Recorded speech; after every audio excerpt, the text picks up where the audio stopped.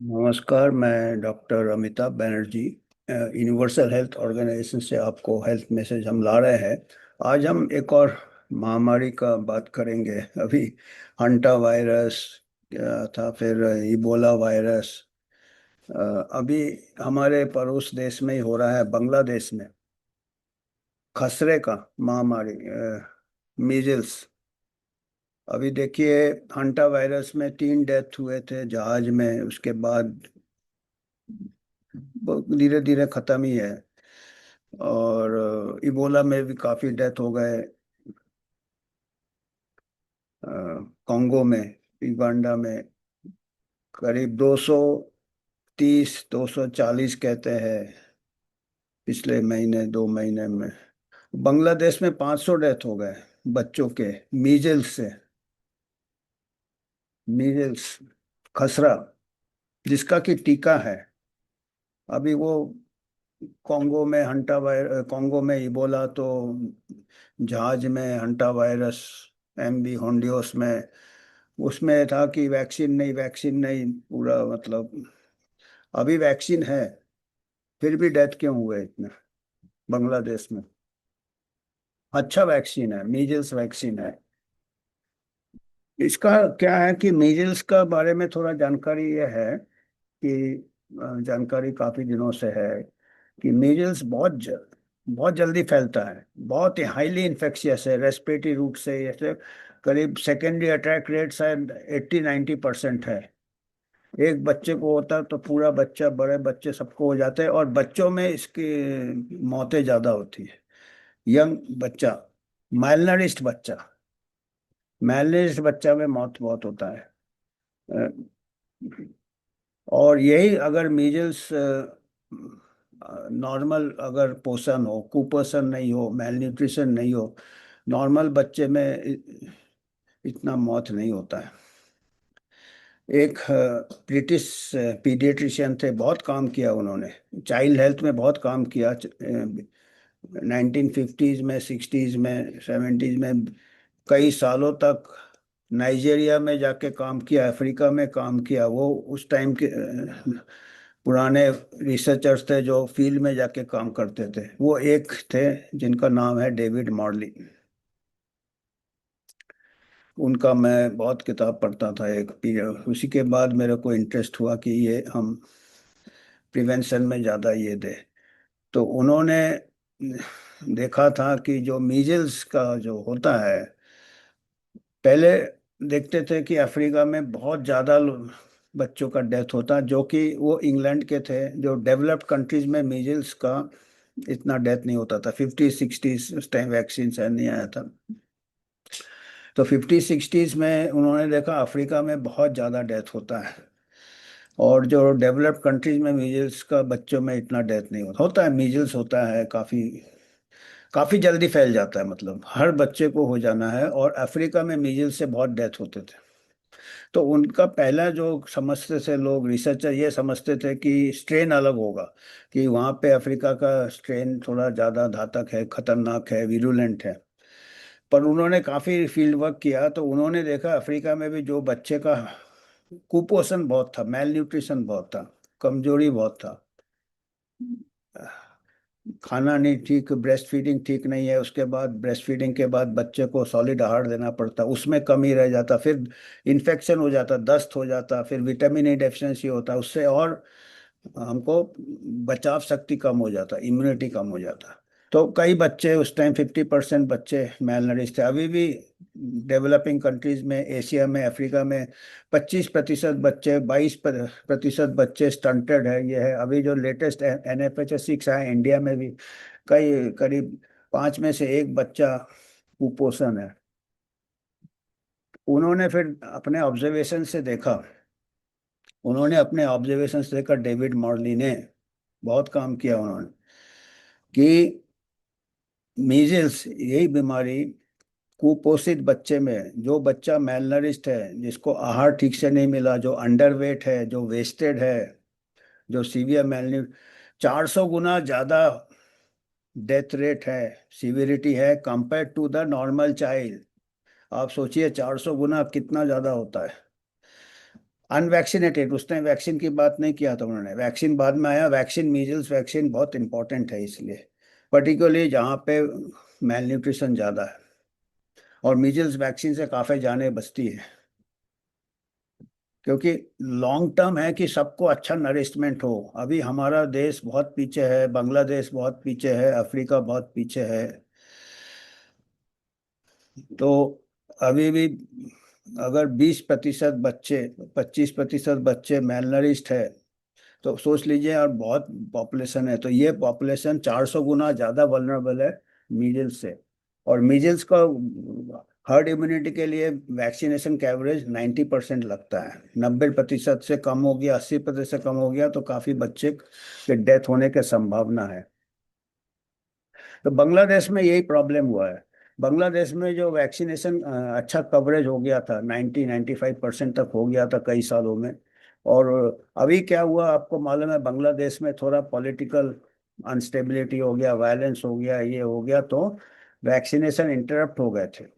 और साथ साथ बच्चे का कुपोषण, यही वजह है कि ये इतना ज़्यादा मोर्टेलिटी हो गया, इतना ज़्यादा मोर्टेलिटी हो गया, 500 डेथ। अगर कुपोषण नहीं होता, तो अगर मीजल्स फैलता भी तो डेथ नहीं होता। और इसका उदाहरण हमारे पास है अभी, नेचुरल एक्सपेरिमेंट कह लीजिए। यही मीजल्स आउटब्रेक हुआ था पिछले साल 2025 को टेक्सास में। कुछ कुछ पॉकेट्स में थोड़ा वैक्सीनेशन कम हो गया था, अभी काफी वहां पे भी आपको कहीं कहीं पॉकेट्स हैं जो पुअर पॉकेट सही है। तो वहां पे मीजल्स आउटब्रेक हो गया था जनवरी से लेके अगस्त तक, 4-6 महीने मीजल्स। टेक्सास में तो काफी ये उस टाइम आतंक फैल गया था कि काफी डेथें होंगी, काफी मौतें होंगी, मीजल्स वैक्सीन नहीं लगाया, मीजल्स का हर वैक्सीनेशन कवरेज कम कम हो गया था टेक्सास में, कुछ पर्टिकुलर कुछ रीजन्स में, सम रीजन्स इन टेक्सास। कितने डेथ हुए वहाँ? खाली 2 डेथ हुए, 2 बच्चे में डेथ हुए। और वो भी, उसके भी केस शीट वगैरह कई लोगों ने अध्ययन किया था, उसमें भी सेकेंडरी बैक्टीरियल इन्फेक्शन से, वायरस से नहीं हुआ डेथ, मीजल्स वायरस से। मीजल्स वायरस का एक कॉम्प्लिकेशन है, निमोनिया वगैरह हो जाता, उसको अगर अर्ली ट्रीटमेंट मांगता उसका, करेक्ट एंटीबायोटिक से, तो उसमें कुछ लोगों ने उसको स्टडी किया था कि उसमें करेक्ट एंटीबायोटिक नहीं दिया था, टाइम से नहीं दिया था, तो बैक्टीरियल इन्फेक्शन से। हालांकि 2 डेथ काफ़ी ये है, वो भी पर देखिए, 2 डेथ और यहाँ पे 500 डेथ एक मार्च अप्रैल में 3 महीने में हो गया, वहाँ 6-7 महीने में आउटब्रेक हुआ। टेक्सास में खाली 2 डेथ हुआ। तो ये डेविड मॉली ने आज से करीब 50 साल पहले ये अपने शोध में उन्होंने लिखा था कि अगर आपके पास ये है, ये एक डेविड मॉली। और डेविड मॉली का मैं बहुत उस टाइम पढ़ा था किताब, और चाइल्ड हेल्थ पे। और उन्होंने लिखा था कि मीजल्स एक प्रायोरिटी है, प्रायोरिटी अपर, उसमें हाई इसमें आना चाहिए, प्रायोरिटी में आना चाहिए, नंबर 1 में इन डेवलपिंग कंट्रीज। काय के लिए? बिकॉज चाइल्ड मेल न्यूट्रिशन है, इसीलिए मीजल्स वैक्सीन इंपॉर्टेंट है इन डेवलपिंग कंट्रीज, क्योंकि कुपोषण हमको ओवरनाइट नहीं चेंज होगा। और हमको याद है, हमारे विभाग में 2 साल पहले, 3 साल पहले एक आए थे, एपिडेमियोलॉजिस्ट आए थे, जिन्होंने अफ्रीका में काम किया था, हमारे अभी कैरोलिंस्का इंस्टीट्यूट में है स्वीडन में। उन्होंने अपना भी बताया कि वो नए डॉक्टर थे, अफ्रीका में गए थे, रात रात भर उनको नींद नहीं आता था, माताएं रोती थी, रात में सुबह जाते थे तो कई अस्पताल जो नज़दीक था वहाँ पे रोज डेथ होते थे, बच्चे का रोज डेथ होते थे, और माताएं का रोने का आवाज आता था, उनको नींद नहीं आता था। फिर मीजल्स वैक्सीनेशन स्टार्ट हो गया, और वो मीजल्स से डेथ बंद हो गया। तो मीजल्स एक बीमारी है जहाँ पे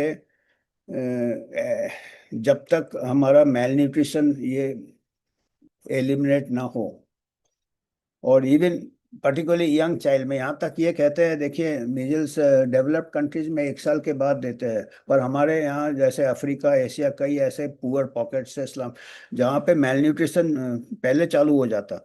ब्रेस्ट फीडिंग के बाद ही ठीक फूड नहीं देते, उसके बाद इन्फेक्शन होता है। इन्फेक्शन से क्या होता है, दस्त हो जाते एपिथेलियम डैमेज हो जाता है, हमारा बॉडी फूड एब्जॉर्ब नहीं करता, और उससे क्या होता है, मीजल्स को फाइट करने के नेचुरल ये शक्ति कम हो जाता है, इम्यूनिटी। फिर विटामिन ई डेफिशिएंसी भी साथ साथ रहता है, विटामिन ई डेफिशिएंसी रहता है।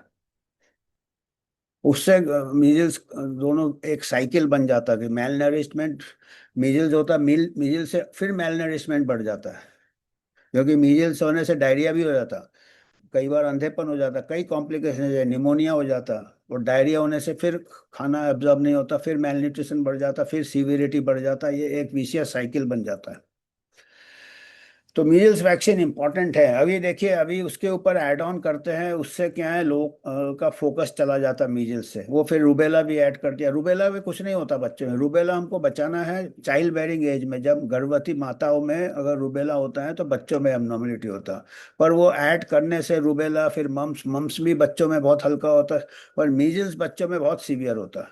तो एक वैक्सीन है जो कि बच्चों में बहुत इंपॉर्टेंट है, दैट इज मीजल्स वैक्सीन। इससे जाने बच सकती है, पर्टिकुलरली जहाँ पे बच्चा मेलनरिस्ट है। अगर बच्चे का न्यूट्रिशन अच्छा हो तो 400 गुना डेथ रेट कम होगा, पर वो बहुत लॉन्ग टर्म है, पर उसमें भी सेकेंड लाइन ऑफ डिफेंस होना चाहिए न्यूट्रिशन। हमको ये नहीं कि खाली टीके के ऊपर ही, हम खाली वैक्सीन के ऊपर ही फोकस कर रहे हैं, हमको वैक्सीन है कि नींव अच्छा होना चाहिए बिल्डिंग का, तभी बिल्डिंग मजबूत होगा। अभी नींव कमजोर है, आप ऊपर से पेंट लगा रहे हो, कोट लगा रहे हो, प्लास्टर लगा रहे हो, जोर से मानसून आएगा गिर जाएगा बिल्डिंग। पर अगर आपका नींव ये है अच्छा, तब जाके प्लास्टर की भी जरूरत है, नया पेंट की भी जरूरत है, उससे और अच्छा हो जाता बिल्डिंग। पर अगर आपका नींव ठीक नहीं है बिल्डिंग का, घर का, मकान का, तो मानसून में शायद रुक जाएगा पेंटिंग, और एक प्लास्टर से सीपेज नहीं होगा। पर छोटा सा साइक्लोन आएगा या अर्थक्वेक आएगा छोटा सा, उससे गिर सकता है। तो अभी क्या था कि हम ये समझते थे, डेविड मॉर्ली के टाइम उन्होंने कहा था कि इन्फेक्शंस ज़्यादा सीवियर होते हैं, पर्टिकुलरली मीजल्स इन मैलनरिश चाइल्ड। तो उसको बचाने के लिए न्यूट्रिशन अच्छा है, कि न्यूट्रिशन अच्छा होगा तो फिर सीवियर नहीं होगा मीजल्स, बच्चा बच जाएगा मीजल्स से। और मैलनरिश चाइल्ड में 400 गुना ज़्यादा, और हमारे यहाँ अगर 20% 25% बच्चे मैलनरिश है, तो आप सोच सकते हैं कितना ज़्यादा डेथ होने के चांसेस है। अभी बाद में क्या पता, और भी रिसर्च आए हैं जो कि अभी हम कहते हैं, अभी आप देखा होंगे जो एशियंस वगैरह, अफ्रीकन एशियंस उनमें सेंट्रल ओबेसिटी बहुत जल्दी हो जाता, मोटापा जल्दी हो जाता, डायबिटीज जल्दी हो जाता, हाइपरटेंशन जल्दी हो जाता, मेटाबॉलिक सिंड्रोम जिसको कहते हैं। वो एक बार्कर हाइपोथेसिस है कि अगर आपके इंट्रायूट्राइन लाइफ में गर्भवती महिला का ठीक से पोषण नहीं हुआ, बच्चे का बर्थ वेट कम है, इंट्रायूटेराइन ग्रोथ रिटार्ड, उसके बाद फर्स्ट 5 ईयर में अगर उसका न्यूट्रिशन कम है, जो कि 20-25% बच्चों को है बांग्लादेश, इंडिया, अफ्रीका में। तो ऐसे बच्चे जब बड़े होंगे, उसके बाद अगर उनको न्यूट्रिशन ठीक भी मिलेगा, या बाद में फर्स्ट 5 ईयर्स के में न्यूट्रिशन नहीं मिला ठीक से, कुपोषित हो गए, उसके बाद न्यूट्रिशन से नुकसान है, कोई फायदा नहीं है। उसके बाद एडल्टहुड में क्या है कि वो हैंडल नहीं कर पाते एक्स्ट्रा कार्बोहाइड्रेट, एक्स्ट्रा न्यूट्रिशन, और वो फिर सेंट्रल ओबेसिटी में जमता है। सो जिसको, जो बच्चा मेलनरिश्ड रहा फर्स्ट 5 ईयर्स में, वो बच्चा जब बड़ा होगा, 30 साल, 40 साल, 50 साल, जब मिडिल एज में आएगा, उस टाइम उसको डायबिटीज के चांसेस ज़्यादा है, हाइपरटेंशन के चांसेस ज़्यादा है, नॉन कम्युनिकेबल डिजीज के रिस्क फैक्टर ज़्यादा है। तो वो बिल्डिंग वाली बात आ गई ना, अगर आपका बिल्डिंग नींव अच्छा है तो आप मानसून से भी बच जाओगे। मीजल्स ले लो, मीजल्स मानसून है, और अर्थक्वेक होता है आपका, बाद में जाके डायबिटीज, हार्ट अटैक, बड़े बड़े बीमारियों से भी बच जाओगे। तो इसीलिए नींव बहुत जरूरी है ये, चाहे वो बच्चा हो चाहे वो बिल्डिंग हो। तो आज हमको ये करना था कि ये बांग्लादेश का प्रॉब्लम ऐसा है कि हर डेवलपिंग कंट्री में हो सकता है, और इसके लिए आपको 100% इम्यूनाइजेशन रखना पड़ेगा, 90% के ऊपर मेंटेन करना पड़ेगा। बेशक मेंटेन करो, वो पेंटिंग जैसा है, प्लास्टर जैसा है, पर नींव के लिए भी लॉन्ग टर्म में आपको सोचना है कि न्यूट्रिशन कैसे बढ़ाना, ओवरऑल उसमें क्या है, इन्फेक्शन भी कंट्रोल करना है, क्योंकि इन्फेक्शन होता है, बार बार दस्त होते हैं, साल में 5-6 बार 10 बार बच्चों को दस्त हो जाते हैं, क्योंकि पानी गंदा है, खाना गंदा है। तो उससे क्या होता है, वो कुपोषण हो जाता है, फिर मीजल्स हो जाएगा, फिर एडल्टहुड में जाके नॉन कम्युनिकेबल डिजीज हो जाएंगे, डायबिटीज हो जाएगा, ये हो जाएगा, क्योंकि उनको फर्स्ट 5 ईयर में उनको मेल न्यूट्रिशन था। तो ये बहुत इम्पोर्टेंट है। जो इम्यूनाइजेशन है, वो वैक्सीन है, वो खाली पेंट जैसा है, प्लास्टर जैसा है। जरूरी है वो जहाँ पे आपका मेल न्यूट्रिशन है, जहाँ पे आपका जैसे तैसे आपको रखना है बिल्डिंग को, अ, पर कहीं ना कहीं जाके गिर सकता है अगर आपका न्यूट्रिशन ठीक नहीं है। तो हमारे को लॉन्ग टर्म, इसीलिए जितने भी डेवलप्ड कंट्रीज हैं आप देखेंगे वैक्सीनेशन आने के पहले ही ये सब बीमारियां, डेथ्स वगैरह कम हो गए थे। मीजल्स से अभी टेक्सास में देखे 2 डेथ हुए। तो अभी ये हमको ये तो जरूरी है, ऐसा नहीं है कि वैक्सीन की जरूरत नहीं है, कि वैक्सीन की जरूरत है, क्योंकि अभी तक हम उस न्यूट्रिशनल लेवल में पहुंचे नहीं। पहुंचने के बाद वो आइडियल सिचुएशन है, न्यूट्रिशन अच्छा हो, हाइजीन सैनिटेशन अच्छा हो, डायरिया नहीं हो, उसके बाद ठीक है, मीजल्स वैक्सीन ठीक है, ले सकता नहीं ले सकता। पर अभी क्या है कि अभी जरूरत है। पर अभी क्या प्रॉब्लम क्या हो रहा है कि अननेसेसरी कमर्शियल इंटरेस्ट में बहुत सारे अन इम्पोर्टेंट वैक्सीन ऐड किए जा रहे हैं। कोविड वैक्सीन तक रिकमेंडेड है अमेरिका में, अच्छे। तो उसमें क्या है, जो इम्पोर्टेंट वैक्सीन छूट जाते हैं, मीजल्स वगैरह। और फिर क्या है, लोगों का भरोसा सब वैक्सीन में चला गया। कई ऐसे मूवमेंट्स चालू हो गए, ये प्रॉब्लम होता है। तो हमको वो डेविड मॉली ने बहुत अच्छे से बताया था कि ये प्रायोरिटी वाला है, ये नंबर 1 2। अभी क्या है, हर कुछ ऐड ऑन हो रहा है। जो बीमारी पब्लिक हेल्थ प्रॉब्लम नहीं है उसका, और जो वैक्सीन बहुत इफेक्टिव नहीं है, वो भी ऐड हो रहे हैं। तो हमको पूरा फिर से पब्लिक हेल्थ में हमको देखना चाहिए किसमें ज़्यादा ये हो रहा है, कौन वल्नरेबल पॉपुलेशन है, कौन ये है। और डेविड मॉली के बारे में मैं जब एफएमसी में था तो मैं काफ़ी बात करता था डेविड मॉली का। मैंने उनके कई किताब, एक था पीरियड में, वो कई बार मैंने वो किताब पढ़ा था। बहुत अच्छे से लिखा था उन्होंने। लोकल कस्टम क्या है, चाइल्ड ब्रेस्ट फीडिंग क्या है, ये क्या है, वो समझना बहुत जरूरी है, क्योंकि उसी से कुपोषण जाएगा कम्युनिटी। तो मेरे मेरा रूम एफएमसी में, मैं था फैकल्टी, मेरे बाजू वाले कमरे में एफएमसी में एक एंथ्रोपोलॉजिस्ट है, सोशल साइंटिस्ट, मिस्टर परासर। तो वो भी सोशल साइंस इम्पोर्टेंट है हमारे पब्लिक हेल्थ में। वो सोशियोलॉजिस्ट है, सोशल साइंटिस्ट। तो उनको जाके मैं बहुत बात करता था, उनसे जाके बैठ के डेविड मॉली की बात करता था, ये क्योंकि वो सोशल फैक्टर्स है, चाइल्ड रेयरिंग में, चाइल्ड न्यूट्रिशन में। तो मैं उनसे बताता था तो वो काफ़ी दिनों तक सुनते थे मेरी बात। तो मैं तो एक दिन मैंने पूछा, आपने पढ़ा है क्या डेविड मॉर्ली का किताब? तो उन्होंने बोला, मैंने उनके साथ काम किया है। वो बातें मेरी सुनते रहे कई महीनों तक। फिर एक दिन बोला, वो 2 साल का फेलोशिप में गए थे वहाँ पे जहाँ डेविड मॉर्ली थे, यूके में थे वो। तो बोला, उनके साथ हमने 2 साल काम किया है। और वो खुद जमीन में बैठ जाते थे पलटी मार के। डेविड मॉर्ली जो ब्रिटिशर है थे, वो अभी गुजर गए, 5-6 साल हो गए शायद गुजर के। उन्होंने फिर रोड टू हेल्थ कार्ड बनाया था। अभी आप लोग देखते हैं कि आपके बच्चे को जब जाते हैं, बच्चे को एक रोड टू हेल्थ कार्ड दिया जाता है कि हर हर महीने, पिछले 5 साल तक जब बच्चा होता है, हर महीने उसका वेट प्लॉट कर सकते। तो ये अलग अलग लाइन जाता है। तो उसका ग्रोथ अगर ठीक होगा तो वो ग्रीन जोन में रहेगा, वो रेड जोन में आ जाएगा, तो मदर खुद समझ सकती है कि हमारा बच्चे का न्यूट्रिशन नीचे जा रहा है। वो अपने फिर कई गवर्नमेंट्स ने उसको, डब्ल्यूएचओ ने उसको अडॉप्ट किया। तो उसका आविष्कार डेविड मॉली ने किया था, रोड टू हेल्थ कार्ड। बोला सिंपल मेथड है, ज़्यादा कुछ टेक्नोलॉजी की जरूरत नहीं है। ऐसा ग्राफ बनाओ, मदर खुद उसको ट्रेन कर सकते, मदर को वेट हर महीने लेके 5 साल तक उसका वेट ठीक चलना चाहिए, उसका स्लोप में जाना चाहिए। तो वो रोड टू हेल्थ कार्ड भी वो उन्होंने कहा था कि बेसिक वो उसी नींव पे वो दे रहे थे, फोकस कर रहे थे वो नींव पे। तो फिर उसको मीजल से भी बचा रहेगा वो। टीका लग गया, अच्छी बात है, वो एक्स्ट्रा कोट एक्स्ट्रा पेंट वाली बात है। पर उससे मीजल्स के मौत होने के चांसेस कम है, अगर टीका नहीं भी लगा, छूट गया। उस टाइम टीका भी नहीं था जब उन्होंने काम किया था।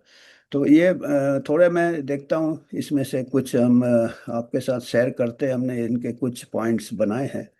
तो ये देखिए, ये तो बाएं तरफ है, ये वाला रोड टू हेल्थ कार्ड उन्होंने आविष्कार किया था कि अगर आपका बच्चे का हर महीने आप प्लॉट कर रहे हैं, एक्स एक्सिस में मंथ प्लॉट कीजिए, फर्स्ट मंथ सेकंड मंथ ऐसे, और वाई एक्सिस में वेट, तो वो ग्रीन जोन में है तो माने आपका बच्चा का स्लोप बिल्कुल ऐसा होना चाहिए।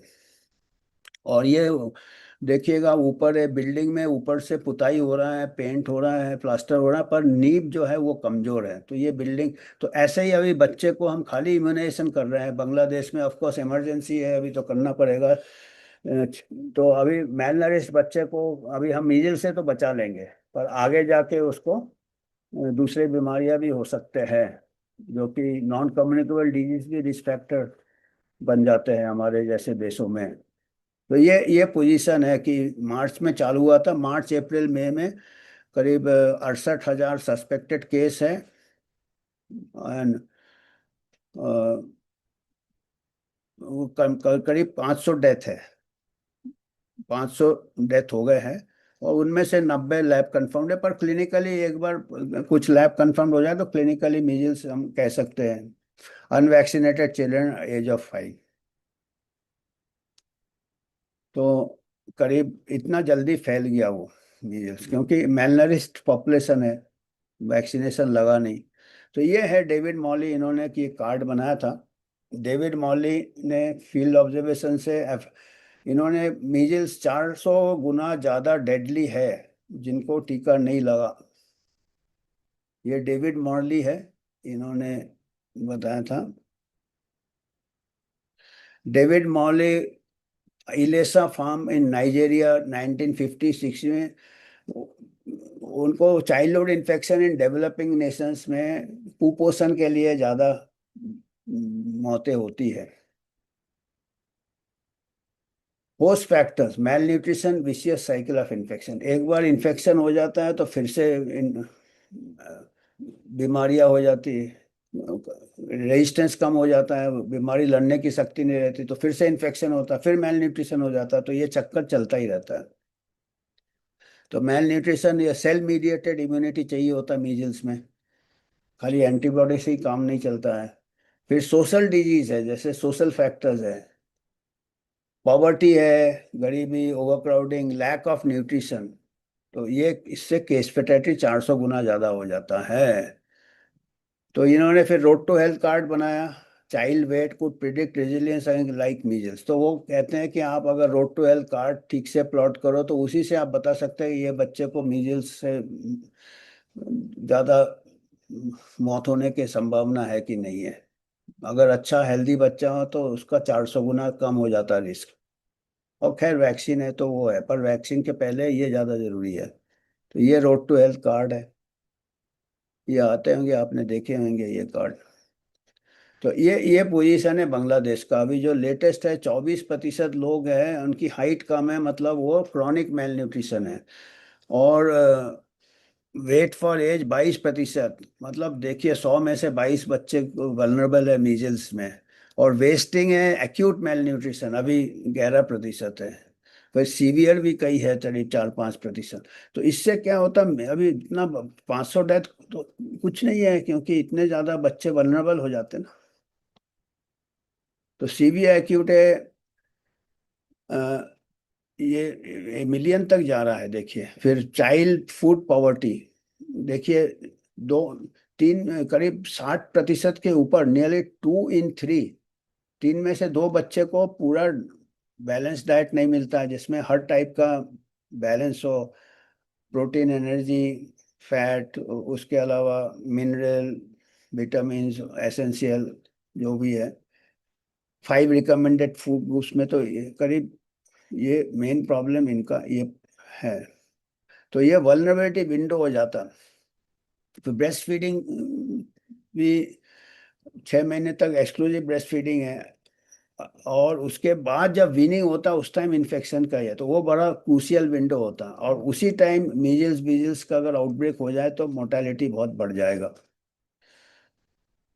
और ये यूएसए का कंपैरिजन कीजिए, देखिए जनवरी में चालू हुआ था और अगस्त तक चलता रहा था, जहाँ पे मेल न्यूट्रिशन है ही नहीं एक प्रकार से, तो वहाँ खाली 2 ही डेथ हुए थे।